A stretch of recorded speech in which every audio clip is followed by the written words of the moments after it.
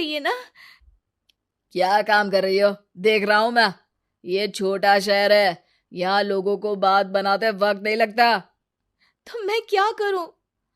ज्यादा पढ़ी लिखी नहीं हूं, कैसे घर के खर्चे चलाऊं?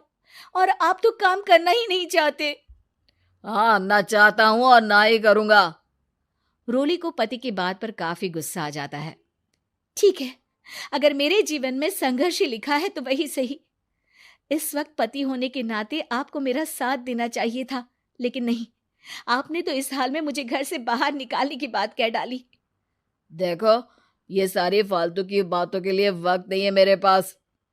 रोली, जिसकी कोख में किसी और का बच्चा था और साथ छोटी सी बेटी, पति का घर छोड़कर रास्ते पर आ जाती है।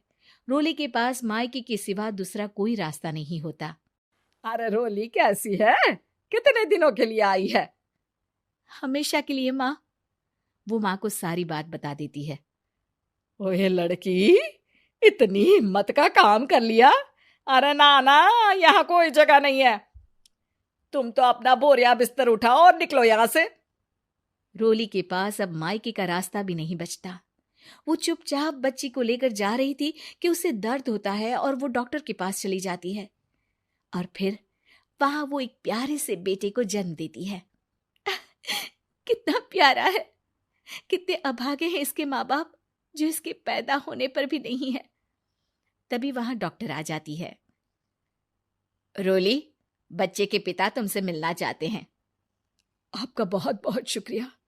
मैं इस बच्चे को पालूंगा, भले ही इसकी माँ ने इसे छोड़ दिया हो, पर मैं अपनी जिम्मेदारी निभाऊंगा। तो क्या आप मुझे इसके पैदा करने के लिए जिन पैसों की बात हुई थी वो भी देंगे? हाँ, और साथ ही आप चाहें तो मेरे घर में रहकर मेरे बच्चे की देखभाल भी कर सकती हैं। मैं उसके लिए आपको सैलरी दे दिया करूंगा। रोली को लगता है कि जैसे भगवान ने उसके लिए सुकून का रास्ता खोल दिया। वो अब मुकेश के साथ उसके घर चली जाती है, जहां रहकर वो उस बच्चे की देखरेख करती है। अब मुकेश के घर को रोली अच्छे से संभाल लेती है। उसके लिए खाना बनाने से लेकर बच्चों की देखभाल और घर की देखरेख। धीरे धीरे मुकेश को रोली से प्यार हो जाता है। रोली, तुम्हारी बेटी और मेरा बेटा बिल्कुल भाई बहन की तरह साथ रहते हैं। हाँ, आखिर है तो एक ही कोख के बच्चे, अटैचमेंट तो होगा ही ना। रोली, तुमने घर और मुझे दोनों को संभाल लिया। ये तो मेरा काम है। आपने भी तो मुझे छत दी, जिससे मैं अपनी बेटी की पढ़ाई और भविष्य के लिए पैसे जोड़ सकूं।